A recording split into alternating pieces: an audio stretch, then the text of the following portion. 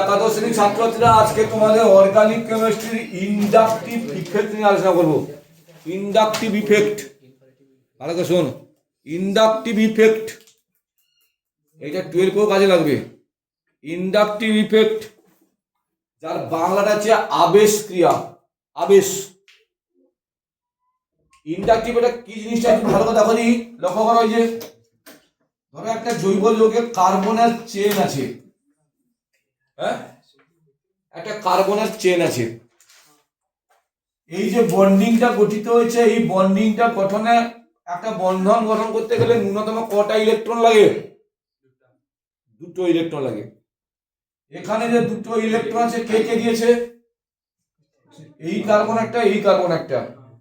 তাহলে এই যে বন্ধনে অংশগ্রহণকারী ইলেকট্রন জোড়, এটা কোন কার দিকে সরে যাবে? এই দিক দুজনে সরে যাবে। হ্যাঁ, কি করে যাবে? এর শক্তি দুজনের শক্তি সমান, একই পরমাণু তো, কার্বন, কোনো দিকে যাবে না। ঠিক আছে? তাহলে এই বন্ধন জোড় কোনো দিকে যাবে না, এটাও কোনো দিকে যাবে না।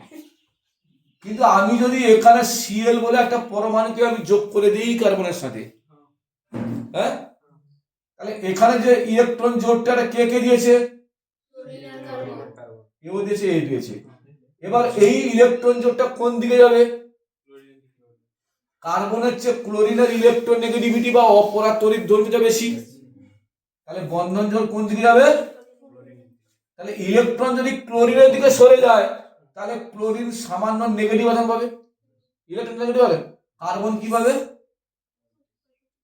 এবার এই কার্বনটা নিউট্রাল হওয়ার জন্য সে আবার ইলেকট্রন টানবে, আবার এ নিউট্রাল হওয়ার জন্য টানবে, এ নিউট্রাল হওয়ার জন্য টানবে তো, না টানবে না? হ্যাঁ, এটা না থাকলে কি টানতো? টানতো। এরই জন্য ঘটনা করছে। তাহলে একটা ইলেকট্রনের প্রবাহ হচ্ছে তো। তাহলে আমি লিখছি দেখো, ইলেকট্রন ফ্লো। ফ্লো মানে কি? ইলেকট্রন ফ্লো অ্যালং এ চেন, অ্যালং এ চেন। এই চেন বরাবর ইলেকট্রনের প্রবাহ হচ্ছে, is known as inductive effect, is known as inductive effect. অর্থাৎ ইলেকট্রনের প্রবাহ একটা চেন বরাবর যখন ঘটবে, তখন সেই ঘটনাকে বলা হবে ইন্ডাকটিভ ইফেক্ট। বুঝছে? ভালো করে ফলো করে দাও। এখানে ক্লোরিনের জায়গায় এমন একটা পরমাণু নেওয়া হলো, বা এমন একটা নেওয়া হলো, এক্স নামক নেওয়া হলো, যে ইলেকট্রন দিচ্ছে, তখন প্রভাব কোন দিকে হবে? বিপরীত দিকে হবে। তাহলে ক্লোরিন টানছে না দিচ্ছে? দিচ্ছে, দিচ্ছে। ক্লোরিন দিচ্ছে, নিজের দিকে টানছে। তাহলে ইন্ডাকটিভ প্রভাব দু রকমের হয়, ইন্ডাকটিভ ইফেক্ট দু রকমের হয়। একটাকে বলছি ক্লোরিন এখানে ইলেকট্রন কি করছে? ইলেকট্রন উইথড্রয়িং,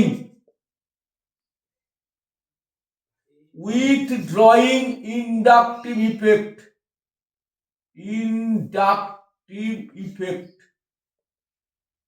যাকে বলা হয় মাইনাস আই ইফেক্ট। এই মাইনাস আই ইফেক্ট বলেই জেনে নেবে।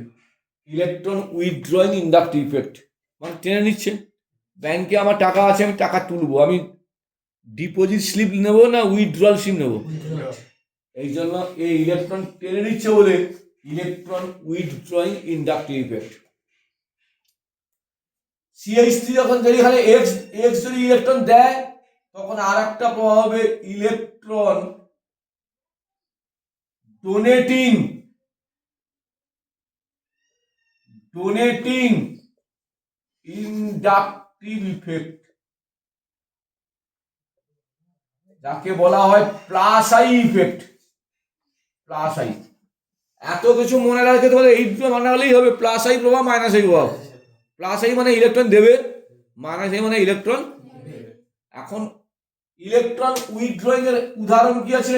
NO2 electron withdrawing effect, group Cl, হ্যাঁ, Cl, CHO, এরা ইলেকট্রন উইথড্রয়িং করে। আর electron donating CH3, OH, NH2, ইত্যাদি, এগুলো আছে ইলেকট্রন দান করে। তো আপনি কিসের ভিত্তিতে এই উদাহরণটা দিলেন? কেন আমি NH2 কে ইলেকট্রন ডোনেটিং এর মধ্যে রাখলাম? কেন? আচ্ছা বলো তো, তুই তো জানিস তো নাইট্রোজেন যখনই বন্ধন করে তার নিঃসঙ্গ ইলেকট্রন জোড় থাকে তো।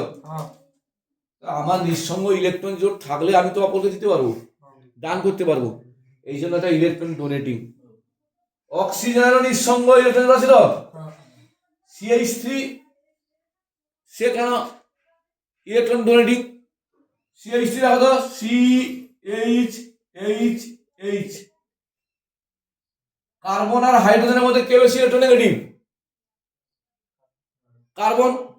তাহলে কার্বন এই বন্ধনে ইলেকট্রনকে তার কোন দিকে টানবে?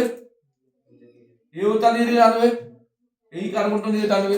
তাহলে কার্বনের চারদিকে ইলেকট্রনের ঘনত্ব বাড়বে না কমবে? আমার যদি বেশি থাকে তো আমি তো অপরকে ডোনেট করতে পারবো। এই জন্য CH3 ইলেকট্রন ডোনেটিং প্রভাব আছে। কেন CHO ইলেকট্রন উইথড্রয়িং প্রভাব আছে? CHO অ্যাকচুয়ালি CHO মানে হলো CH ডাবল বন্ড ও অক্সিজেন মাইনাস কার্বন কি এর প্লাস, এর দরকার না, এর ইলেকট্রন দরকার না, ইলেকট্রন দেবে দরকার মানে টানবে লোকের কাছ থেকে, এই জন্য উইথড্র আছে। ক্লোরিন তো হ্যালোজেন মৌল, জারক পদার্থ, সে টানবে। এখন আমাদের আলোচনা বিষয় এই ইন্ডাকটিভ ইফেক্ট পড়বো কেন, কেন সিলেবাসে থেকে রাখা হয়েছে, কেন আমরা ইন্ডাকটিভ ইফেক্ট পড়বো, এর জন্য পরের ক্লাসে ওয়েট করতে হবে। ততক্ষণ তোমরা ভালো করে ফলো করো, শেয়ার করো, বন্ধুদের মধ্যে বেশি বেশি করে সাবস্ক্রাইব করো।